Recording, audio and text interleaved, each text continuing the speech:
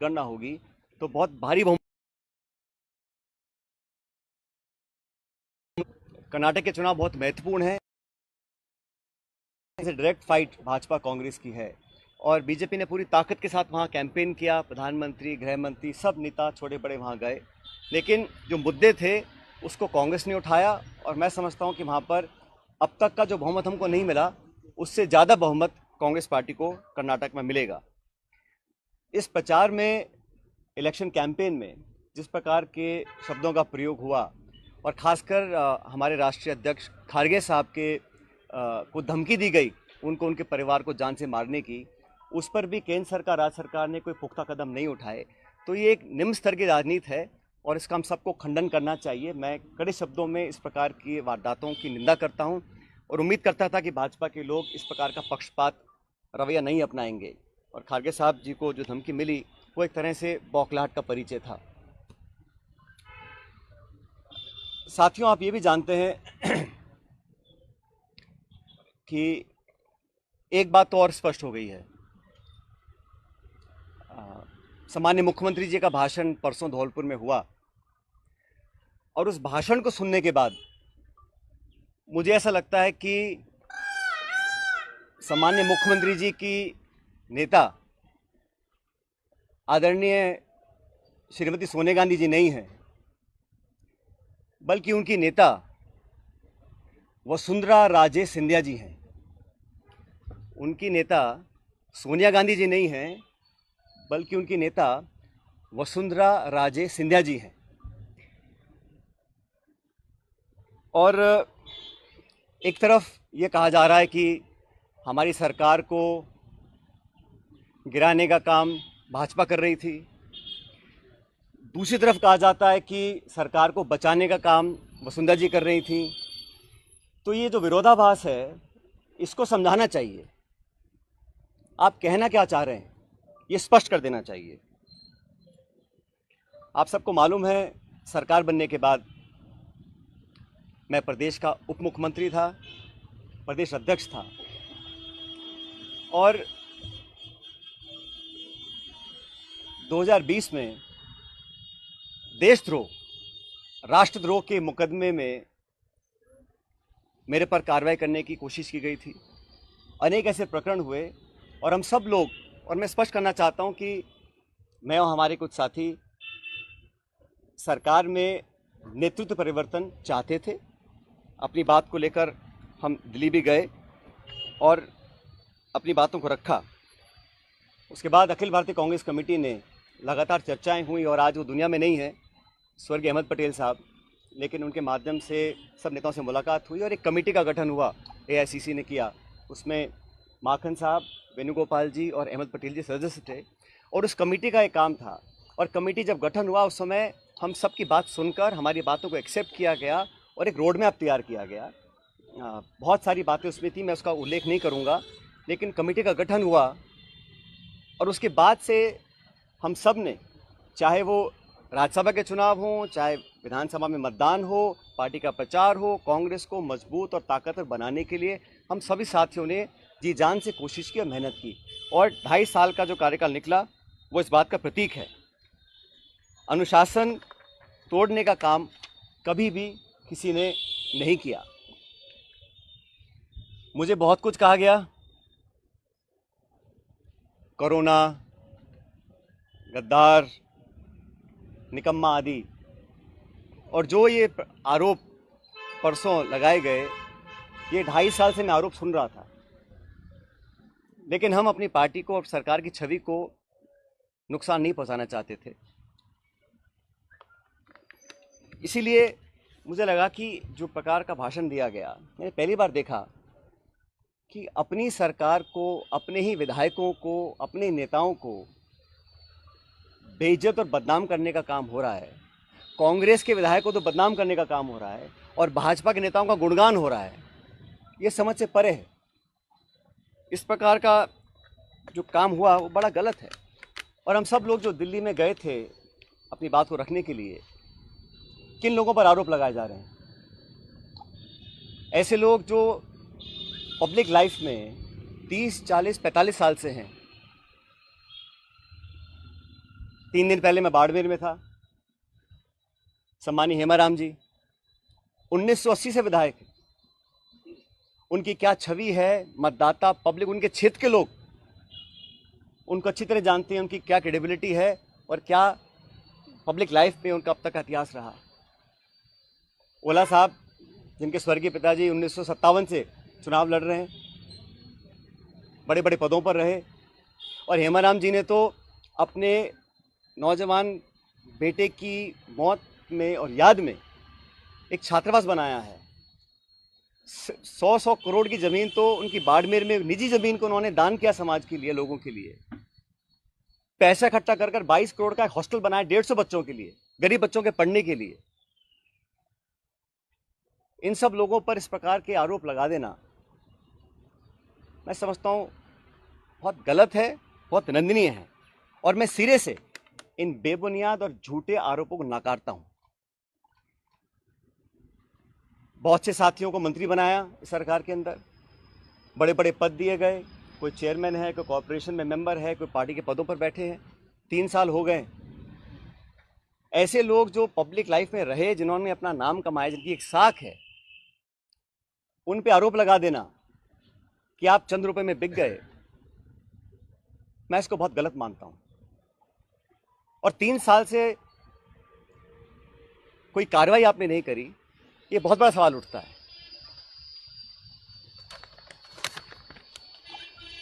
साथियों, हम दिल्ली में गए, अपनी बात को रखा, और उसके बाद सारे तथ्यों को संज्ञान में लेने के बाद हमारी अध्यक्षा सोनिया गांधी जी ने 25 सितंबर को सम्मानीय माकन साहब और सम्मानीय खड़गे जी को जयपुर भेजा था। आप सब जानते हैं, वो विधायकों की मीटिंग हो ही नहीं पाई। सोनिया गांधी हमारी पार्टी के अध्यक्ष थी उस समय। उनकी जो अवहेलना हुई, उनकी जो मानहानि हुई, उनकी जो बेइज्जती हुई, वो गद्दारी थी। इतने सारे विधायक, 20, 30, 40, पता नहीं कितने विधायकों को उनकी इच्छा के खिलाफ इस्तीफा दिलवाया गया, अपनी सरकार को संकट में खड़ा करा गया। बहुत से लोग आरोप लगाते हैं कि मोदी और शाह के कहने पर इस्तीफे दिलवा दिए गए। अब ये बात मुझे बोले और मैं जाके मंच पे इस बात को बोलूं, ये शोभा देता है क्या? तो मुझे लगता है कि अब तक जो हुआ उस घटनाक्रम में वो इस बात को दिखलाता है अनुशासनहीनता किसने करी, पार्टी का डिसिप्लिन किसने तोड़ा, और सही मायने में संगठन को और सरकार को कौन मजबूत कर रहा है, कौन कमजोर कर रहा है। और अपने नेताओं को खुश करने के लिए बहुत सारे लोग तरह तरह की बातें करते हैं। कोई किसी की चुगली करता है, कोई किसी की चुगली करता है।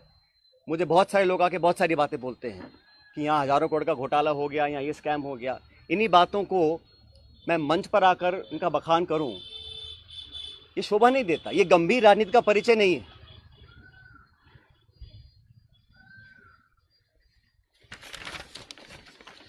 इसीलिए मैं, आप जानते हो, पिछले 1.5 साल से चिट्ठियां लिख रहा हूं वसुंधरा जी के कार्यकाल में जो तमाम गंभीर भ्रष्टाचार के आरोप हमने लगाए, अशोक गहलोत जी ने लगाए, मैंने लगाए, मंचों पर लगाए, प्रेस कॉन्फ्रेंस करके लगाए, उनकी जांच क्यों नहीं हो पा रही थी। अब मुझे समझ में आ रहा है कि ये जांच अब तक क्यों नहीं हुई। मेरे चिट्ठियां लिखने के बावजूद मैं 11 अप्रैल को जयपुर में अनशन पर बैठा इस मांग को लेकर, लेकिन अब मैं नाउम्मीद हूं क्योंकि तथ्य सामने आ रहे हैं। कार्रवाई क्यों नहीं हो और क्यों नहीं होगी, ये बात भी स्पष्ट हो चुकी है। इसलिए मैं ऐसा मानता हूं कि हम लोग जो पब्लिक लाइफ में हैं, जनता ही भगवान है, और जनता जनार्दन के सामने हम सबको नतमस्तक होना पड़ेगा। मैंने करप्शन की इशू को लगातार उठाया, पहले भी उठाया, आज भी उठा रहा हूं, आगे भी उठाता रहूंगा। जब जब मैं वसुंधरा जी के करप्शन की बात करता हूं या जो पेपर लीक होता हूँ या जो पेपर लीक हुए जिसमें लाखों बच्चों के भविष्य पर सवाल चिन्ह खड़े हो गए, उस पर कोई जवाब नहीं आता।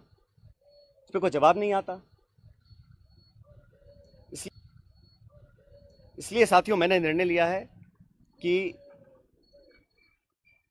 आरपीएससी जहाँ से कई सारे पेपर लीक हुए, बहुत सारी वहाँ पे खबरें आई कि वहाँ पर तमाम भ्रष्टाचार हो रहा है। अजमेर स्थित आरपीएससी है। मैं 11 तारीख को परसों अजमेर से एक यात्रा निकालूंगा जनता के बीच जाकर जनता की आवाज़ सुनेंगे, जनता के मुद्दों को उठाएंगे और जैसा मैंने शुरू में कहा जनता जनार्दन है। हाँ, जनता जनार्दन है। तो जनता के बीच जाना हम सबका दायित्व बनता है और जो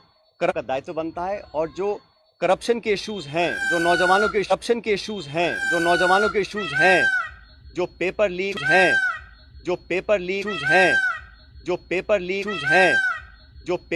और पेपर कैंसिल के और नौजवानों के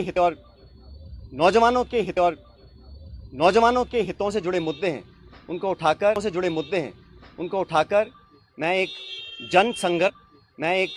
जन संघर्ष यात्रा निकालने जा रहा हूं, जो 11 तारीख को शुरू होगी अजमेर से, 11 तारीख को शुरू होगी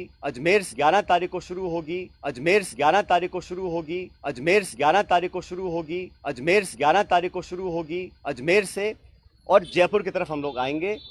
लगभग 125 किलोमीटर की यात्रा है। जन संघर्ष यात्रा लोगों के हितों के लिए करप्शन के खिलाफ नौजवानों के संरक्षण के लिए उनकी आवाज़ को हम सुनेंगे, उनकी आवाज़ को बुलंद करेंगे और मैं समझता हूं कि सही निर्णय तब लिए जाएंगे जब जनता का पूरा हमारा साथ हो, जनता का पूरा प्रेशर होगा।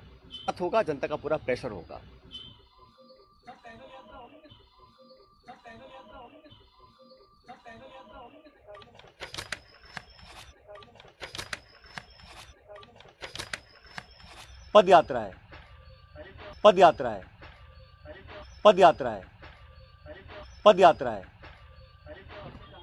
जन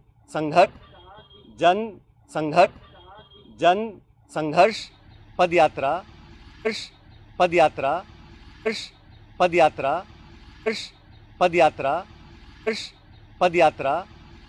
11 मई को मैं अजमेर से शुरू करूंगा और हम जयपुर आएंगे। लगभग 5 दिन का समय इस यात्रा में लगेगा। जैसे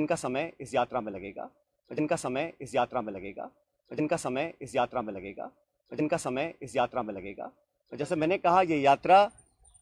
कहा ये यात्रा किसी के विरोध में ना होकर करप्शन के विरोध में है, नौजवानों के पक्ष में है। जो तमाम जनता में आज मुद्दे हैं, जो इश्यूज़ को लेकर हम राजनीति करते हैं, जिन इशू पर मैं हमेशा अपनी बात रखता आया हूं, उनके बीच जाकर उनकी बात सुनकर उनकी आवाज़ बनने की हम लोग कोशिश करेंगे और ये अभियान शुरू होगा 11 तारीख को। ये पायलट साहब अशोक गहलोत जी ने एक बात और कही जिसका आज ये पॉलिटिकल स्टैंड क्या रहेगा, क्योंकि सबसे बड़ी जो राजनीतिक उत्सुकता यही बनी हुई है कि आपका स्टैंड क्या रहेगा, पार्टी में रहकर संघर्ष करेंगे। मैंने कहा ना आपको, कुछ लोग ऐसे हैं जो चाहते हैं कि कांग्रेस कमज़ोर हो, कांग्रेस में फूट पड़े और जैसे मैंने कहा बदनाम करने की, आरोप लगाने की, आलोचना करने की, चरित्र हनन करने की कहीं कोशिश अगर हो रही है तो उसको हम नाकाम करेंगे हमारी पार्टी को जो लोग कमज़ोर करना भी चाहते हैं उनको हम होने नहीं देंगे, लेकिन पब्लिक इश्यूज़ पे जो मेरा स्टैंड पहले था वही स्टैंड आज भी है और आगे भी रहेगा। और जो करप्शन हुआ, जिसको हमने सैकड़ों बार पब्लिक में उसको एक्सेप्ट किया, उस पर 4.5 साल तक हम कोई कार्रवाई नहीं कर पा रहे हैं। मैं अब समझ रहा हूं कि वो कार्रवाई हम क्यों नहीं कर पा रहे थे। कोई कारण तो होगा। मैंने चिट्ठियां लिखी, अनशन किया, आवेदन किया, आग्रह किया, बार बार किया, जोड़ कर किया। अगर कार्रवाई नहीं हो रही, जोड़ कर किया, अगर कार्रवाई नहीं हो रही, जोड़ कर किया, अगर कार्रवाई नहीं हो रही थी, तो अब मुझे समझ में आ रहा है कि वो कार्रवाई क्यों नहीं हो रही थी। लेकिन किसी भी नेता से बड़ी जनता होती है, तो जनता के समक्ष हम जाएंगे, इन बातों को रखेंगे, और जो लाखों लाख बच्चों के पेपर कैंसिल हुए, जिनके माँ बापों ने अपना पेट काट कर उनके ट्यूशन के पैसे दिए, उनको साल 2 साल मेहनत करवाई, जो कभी ओवरेज हो सकते हैं, जिनका भविष्य के आगे उनको पता नहीं वो क्या करेंगे, जो विश्वास और जो एक क्रेडिबिलिटी होती है, अगर वो सिस्टम से ख़त्म हो जाएगी तो फिर आने वाला समय बहुत मुश्किल होगा। इन तमाम बातों को लेकर मैं जनता के बीच में जाऊंगा और लगातार पैदल यात्रा करेंगे अजमेर से 11 तारीख से।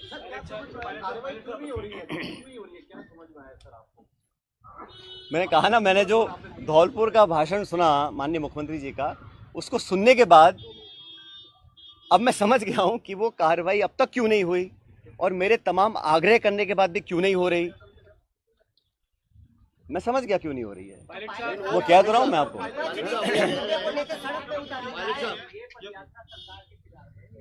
ये मैंने शुरू में कहा, ये यात्रा किसी के खिलाफ नहीं है, ये यात्रा करप्शन के खिलाफ है, ये यात्रा करप्शन के खिलाफ है, भ्रष्टाचार के खिलाफ है, यात्रा नौजवानों भ्रष्टाचार के खिलाफ है, यात्रा नौजवानों के पक्ष में है, उनके हितों की रक्षा करने के पक्ष में है, उनके हितों की रक्षा करने के लिए है, और जनता के बीच हम सबको जाना के लिए है, और जनता के बीच हम सबको जाना भी चाहिए।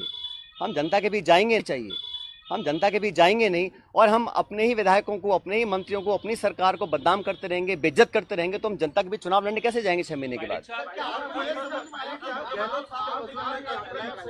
125 किलोमीटर की पदयात्रा रहेगी, उसमें जो जन समर्थन मिलेगा उसके बाद आप निर्णय लेने की बात कह रहे हैं। कौन सा निर्णय लेने की बात कह रहे हैं? कौन सा निर्णय लेने की बात? मैंने कहा है हमें करप्शन के खिलाफ कदम उठाने हैं। अब तक हम वो संतोषजनक तरीके से नहीं कर पाए हैं, तो हम पब्लिक बीच में जाएंगे, और जो हमने वादे पब्लिक में किए थे सरकार बनने से पहले, उन वादों को पूरा करवाएंगे। अभी 7 महीने बचे हैं चुनाव में, पूरा करवाएंगे। अभी 7 महीने बचे हैं चुनाव में, 8 महीने।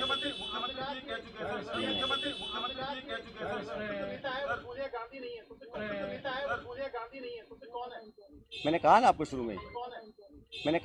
में,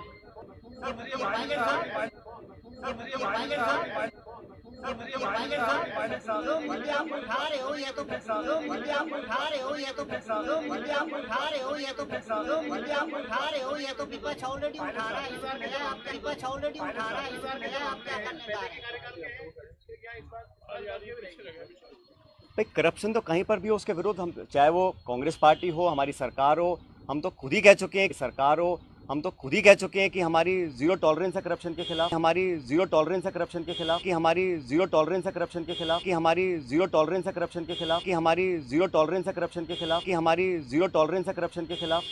उस पर हमें खरा उतरना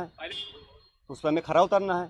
और जो मुद्दे संज्ञान में आए थे, मैंने पूरा लिस्ट पिछली बार आपको किया था, उनमें से कहीं कहाँ कार्रवाई हुई है।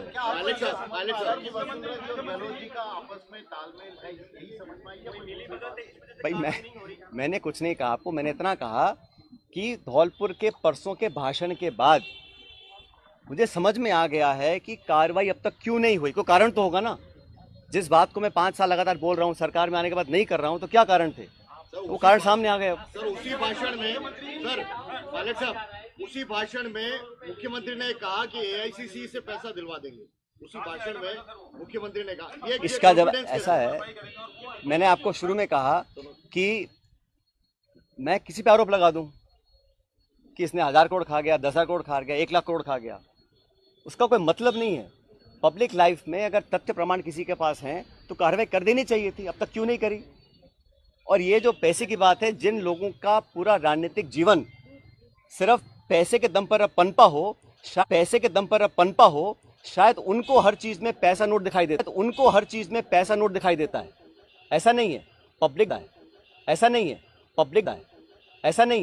पब्लिक जज्बात भी कुछ होते हैं, पब्लिक वोट भी कुछ होती है, पब्लिक जज्बात भी कुछ होते हैं, पब्लिक वोट भी कुछ होती है, पब्लिक इमेज भी कुछ होती है। जिन लोगों की इमेज भी कुछ होती है, जिन लोगों की राजनीति सिर्फ पैसे के दम पर चलती है, राजनीति सिर्फ पैसे के दम पर चलती आई हो, उनको हर चीज में अगर पैसा दिखता आई हो, उनको हर चीज में अगर पैसा दिखता है, उसका मेरे पास कोई जवाब नहीं है। मैं 3 साल से बातों को सुन रहा हूँ। मैंने बार बार कहा है कि करप्शन के खिलाफ हम सबको लड़ना है, करप्शन के खिलाफ हम सबको लड़ना है। अगर किसी पे कार्रवाई करनी तो है, अगर किसी पे कार्रवाई करनी तो है, अगर किसी पे कार्रवाई करनी तो है, अगर किसी पे कार्रवाई करनी तो कर देनी चाहिए थी। इंतजार किस बात का है? और जिन लोगों पे आरोप लगा रहे हैं, समझना चाहिए उनकी 30, 40, 50 साल की राजनीति है। हम भी बड़े बड़े पदों पर रहे हैं, केंद्र में रहे हैं, राज्य में रहे हैं, निर्वाचित रहे हैं, पब्लिक के सामने काम किया है। अगर कोई उंगली उठा सकता है बता दे हमारे को। इस तरह के आरोप लगाने से, सुन ले मेरी बात,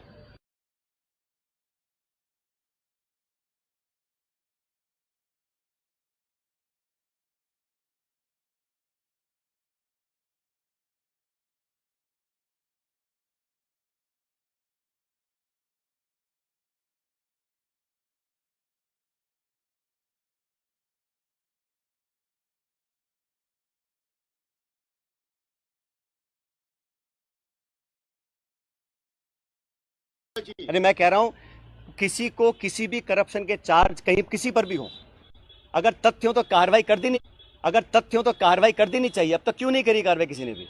चाहिए अब तक क्यों नहीं करी कार्रवाई किसी ने भी? यह आरोप लगाना, सुनिए मेरी बात, यह आरोप लगाना, सुनिए मेरी बात,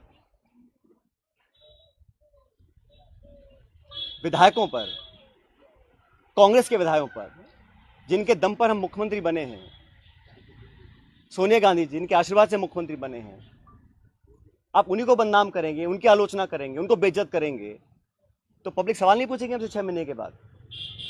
इस प्रकार के निराधार आरोप लगाना कोई बहुत गंभीर राजनीति का परिचय नहीं है। इसका क्या करें?